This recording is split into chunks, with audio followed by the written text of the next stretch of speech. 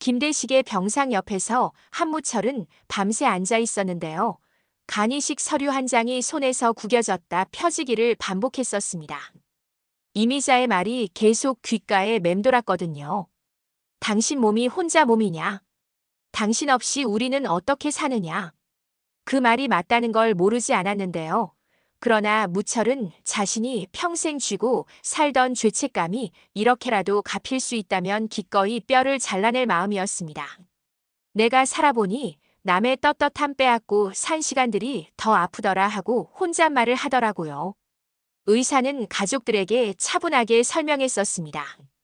공여자와 수혜자의 조건이 맞으면 수술은 가능해요.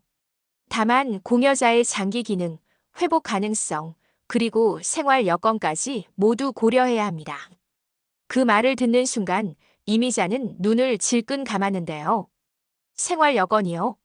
그 생활이 우리 집 전부예요. 남편이 넘어지면 우리도 다 같이 넘어진다고요. 무철은 고개를 숙였지만 마음은 달라지지 않았습니다. 나 넘어져도 친구는 세워야겠다. 목 깊은 곳에서 올라온 다짐이었습니다. 다음 날 아침 무철은 혼자 규태의 면회실을 찾아갔습니다. 유리 칸막이 너머로 규태가 멀뚱히 서 있었는데요. 말문을 연 건 무철이었어요. 미안하다. 너 이렇게 만든 거 다 내 탓이더라. 규태는 허리를 깊게 숙일 듯 고개를 떨구더니 곧바로 고개를 젓곤 말했습니다. 내가 나쁜 놈인데 내가 왜 사과를 하냐? 내가 왜 미안하냐? 둘 사이에는 오래 묵은 피멍 같은 침묵이 있었는데요. 무철은 그 침묵 속으로 손을 들이밀 듯 말했습니다. 대식이가 너 대신 무릎 꿇고 사과했더라. 근데 알고 보니 내가 너희 손을 먼저 놓았던 거였어. 복수랍시고 돌아보지도 않았지. 규태는 그 말을 듣자 입술을 깨물며 웃지도 울지도 못했는데요. 결국 짧고 선명하게 말하더라고요. 난 죄 다 받고 나갈 거다. 너도 내 몫을 하라. 두 사람은 그 말로 서로의 마음을 조금은 덜어냈습니다. 화해라 이름 붙이기엔 서툴렀지만 그 서투름마저 두 사람에게는 오랜만에 인간다운 온기였어요. 병원에서는 대식의 상태가 급격히 흔들렸습니다. 의식이 들었다 나가기를 반복했고 잠깐 눈을 뜨면 해숙의 손을 더듬어 찾았습니다. 여보 미안하오. 해숙은 고개를 세게 저으며 그런 말 하지 말아요. 아직 끝난 거 아니에요 라고 했는데요. 그 목소리엔 흔들리는 믿음과 억센 사랑이 함께 묻어 있었죠. 미지는 간이식 동의서를 가방에 접어넣고 필요하면 언제든 꺼내겠다는 뜻을 눈빛으로 보였고요.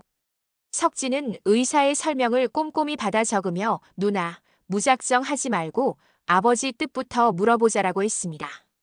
하지만 미진의 가슴은 이미 갈기갈기였는데요. 동생아 아빠가 더 이상 말할 힘도 없는데 언제 물어봐. 아빠가 사는 게 먼저야. 그날 오후 소문이 먼저 달려왔습니다. 공여자가 나타났다. 간호사가 내민 전원 한 줄이 복도를 가르며 번졌고 병실 문턱에 서 있던 가족들의 숨소리가 순간 묶였습니다. 해숙이 떨리는 목소리로 누군데요? 묻자 간호사는 개인정보라 아직 밝힐 수 없다고 했죠. 그 말이 던진 파문은 컸는데요. 미지는 즉각 고개를 들었습니다. 설마 무철 아저씨? 석진은 입술을 깨물며 고개를 저었어요. 아무도 몰랐으면 좋겠다. 아빠가 원하던 방식이 아니면 누가 무엇을 해도 상처만 남는다. 잠시 뒤 복도 끝에서 무철이 걸어오고 있었습니다. 이미자는 한 걸음에 다가가 무철 앞을 가로막았는데요. 당신 만약에 정말 그 생각이면 나 당신 용서 안 할 거야.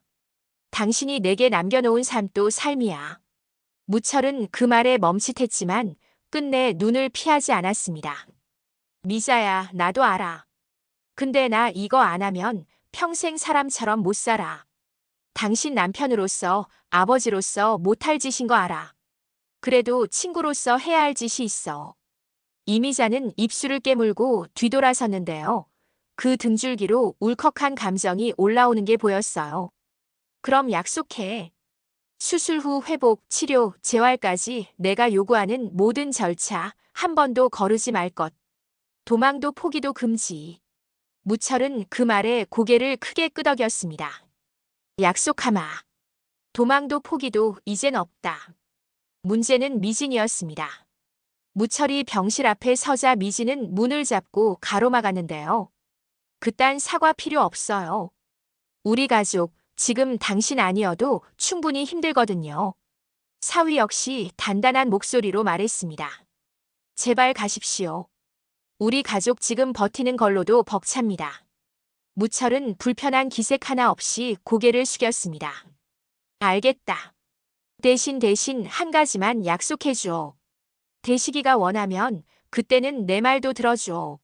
미진은 대답을 하지 않았습니다. 대신 문을 닫았고 그 안쪽에서 낮은 회한이 퍼져나왔어요. 밤이 깊어가자 석진이 조심스레 말문을 텄습니다. 누나, 아버지가 깨어나면 뭐라고 하실까? 미진은 창밖을 보며 답했습니다.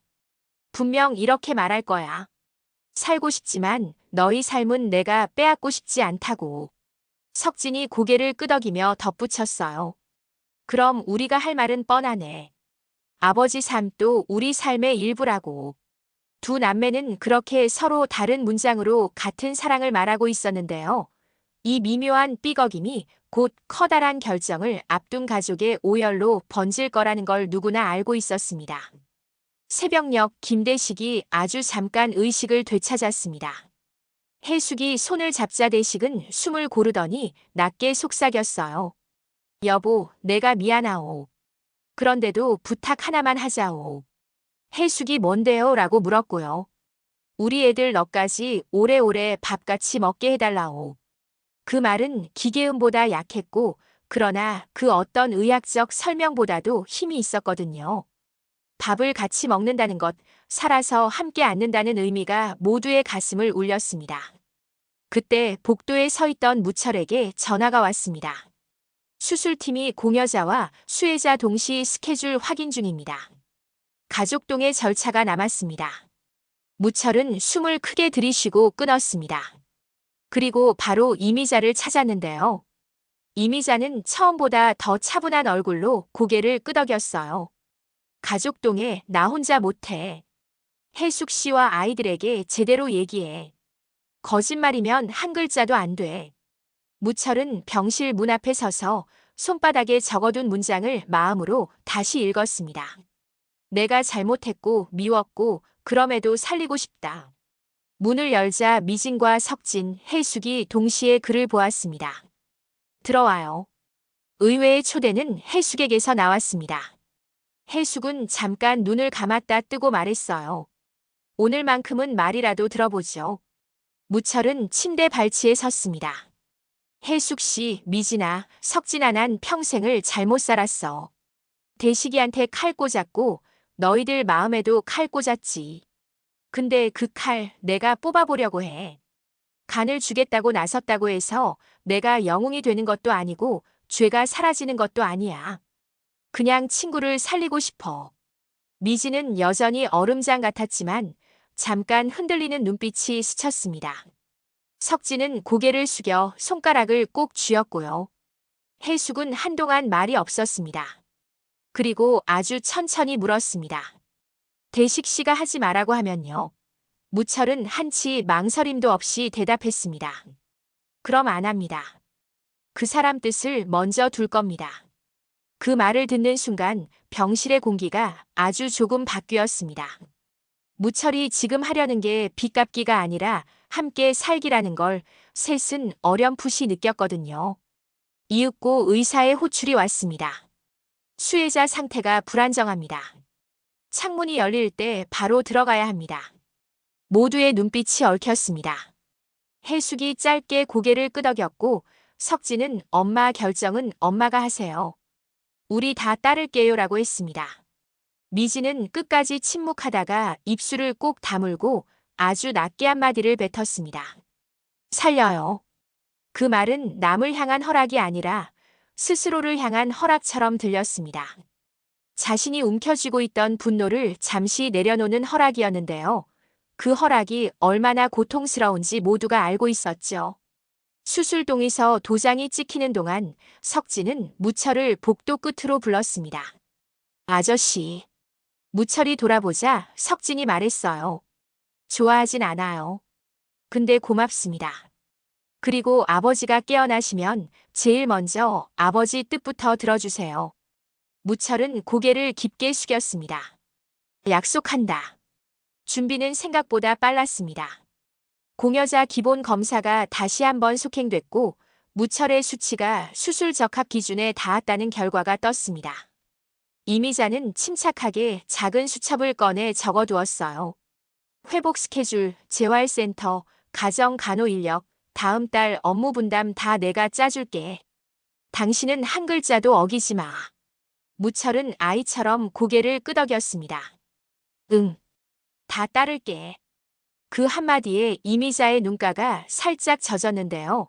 눈물을 보이진 않았습니다. 살리고 살아라. 둘 다. 수술팀이 움직이려는 그때 뜻밖의 변수가 들어왔습니다. 수혜자가 의식을 잠깐 회복했습니다. 가족 들어오시죠. 침대에 누운 김대식은 호흡이 가빴지만 눈빛이 놀랄 만큼 또렷했어요. 그는 해숙을 먼저 보고 아이들을 차례로 본 뒤 마지막으로 무철을 보았습니다.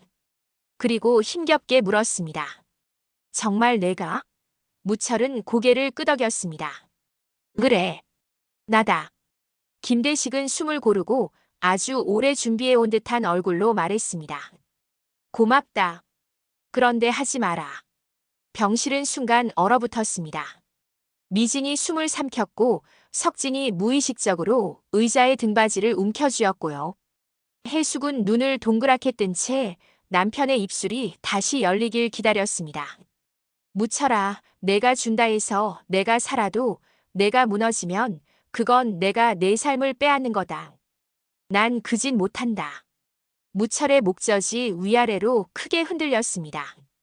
눈이 빨갛게 충혈됐지만 억지로 웃어 보였어요. 대식아, 내 삶은 내가 지킨다. 내가 내 삶을 빼앗는 게 아니야.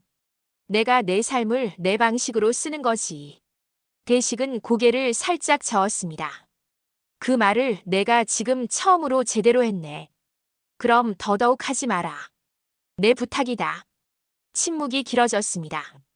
그 침묵은 누가 먼저 무너질지 지켜보는 잔인한 시간 같았는데요. 결국 먼저 고개를 든 건 무철이었습니다.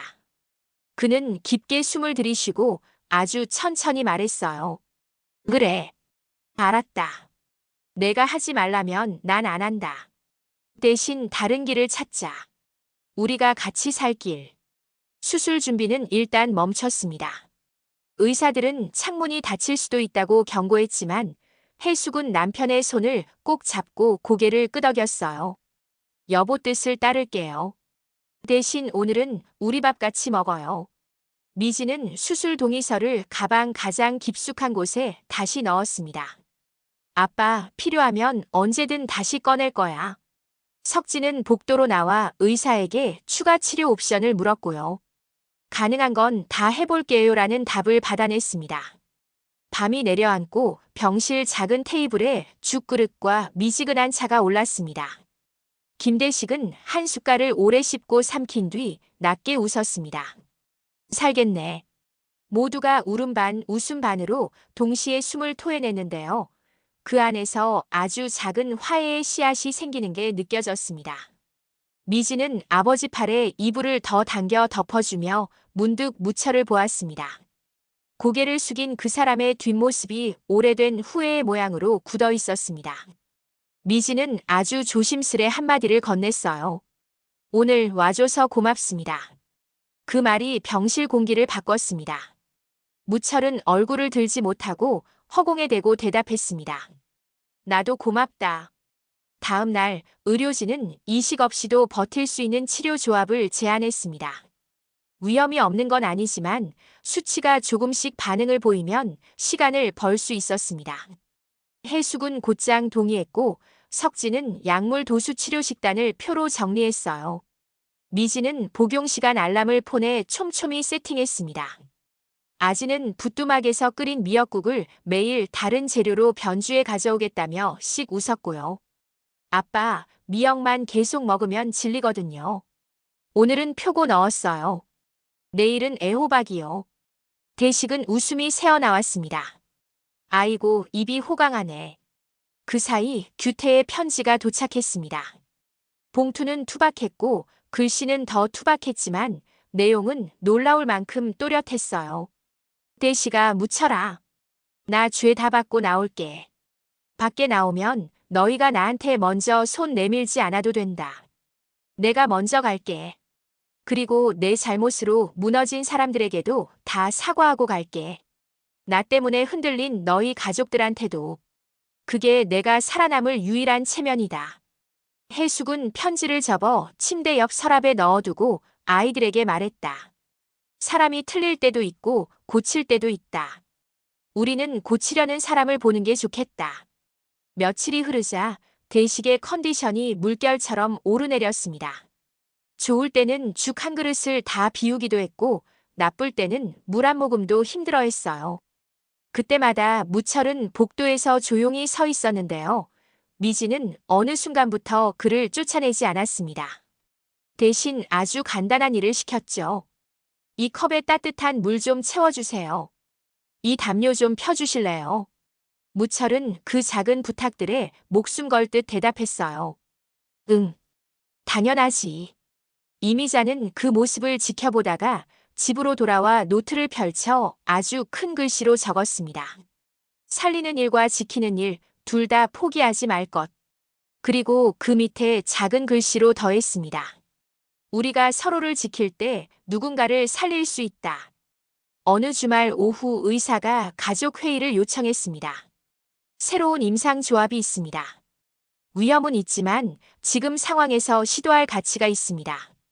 다만 회복까지 시간이 더 걸릴 수 있어요. 모두가 서로를 바라봤습니다. 해숙이 먼저 손을 들었어요. 우린 기다리는데 익숙해졌어요. 오래 걸려도 됩니다. 미지는 고개를 끄덕였고 석진은 손에 쥔 볼펜을 꽉 잡았습니다. 그날 저녁 병실의 공기에는 희한하게도 평온이 깃들었습니다. 김대식은 한참을 잠들다 깼고 깨는 동안 꿈을 꾸었다고 했습니다. 꿈에서 우리가 다 같이 밥을 먹고 있더라고. 웃으면서. 아, 국이 좀 짰던가. 다들 웃었습니다.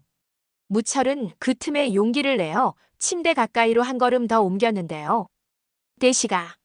대식이 고개를 돌렸습니다. 왜? 내가 말이야, 내가 하지 말라 했던 그 결정 접었다. 대신 너랑 같이 오래가는 쪽으로 가자. 너 살아야 내가 사람처럼 산다. 대식은 멀찍한 곳을 한번 보고 다시 무철을 보았습니다. 응, 오래 가자. 시간은 꾸준히 흘렀고 수치는 아주 조금씩 올라오기 시작했는데요. 그 매일매일의 미세한 변화가 모두에게는 기적의 씨앗처럼 느껴졌습니다. 큰 반전이나 드라마틱한 고백이 없던 날에도 그들은 서로의 작은 손길을 기록했습니다. 물이 미지근해서 삼키기 좋았다. 오늘은 고기가 잘게 다져져서 삼키기 편했다. 아빠가 농담 한 개 했다. 이런 문장들이 가족 카톡방을 채웠습니다. 그리고 그 밑에는 늘 같은 문장이 붙었죠. 오늘도 같이 밥 먹자. 어느 날 병원 창밖 하늘이 유난히 맑았습니다. 대식은 그걸 보고 한참 웃더니 조용히 말했어요. 살겠네. 모두가 알았습니다. 그 말이 단지 수치가 조금 좋아졌다는 뜻이 아니라 마음이 버틸 힘을 조금 더 얻었다는 말이라는 걸요. 무철은 복도에서 조용히 주먹을 쥐었다 폈습니다. 이제야, 정말로 이제야 칼이 아니고 손을 쥔다고 느꼈습니다. 이미자는 멀리서 그 모습을 보고 아주 작게 미소를 지었습니다. 사람이 됐네. 우리도 같이 사람이 되자. 그리고 긴장과 희망이 공존하는 새 소식이 전해졌습니다. 수술 없이 견디는 치료 조합이 중간 고비를 넘었다는 통보였어요. 위험은 여전히 있었지만 새로운 가능성이 생겼습니다. 의사는 다음 2주가 중요하다고 했고요. 해숙은 아이들의 눈을 보며 말했습니다. 우리 2주만 더 힘내보자. 미지는 고개를 끄덕이며 가방 속 동의서를 한 번 더 꺼내보더니 스스로 접어 다시 넣었습니다. 필요할 때 꺼내자. 지금은 아빠와 같이 가는 게 먼저다. 석진은 나지막이 덧붙였어요. 아빠가 원하던 방식, 우리가 드디어 배우는 중이네. 밤이 내려오자 새 친구의 시간도 잠시 같은 속도로 흘렀습니다. 규태는 철문 너머에서 짧은 통화로 말했습니다. 야, 묻혀라. 나 있지 다음 면회 때 울지 않을 거다. 대신 웃을 거다. 무철이 대답했습니다. 그래라. 나도 그때 울지 않는다. 그리고 마지막으로 대식이 창밖을 바라보며 속삭였습니다. 우리 내일도 같이 밥 먹자. 그 말은 평범했고 그래서 더 강했습니다.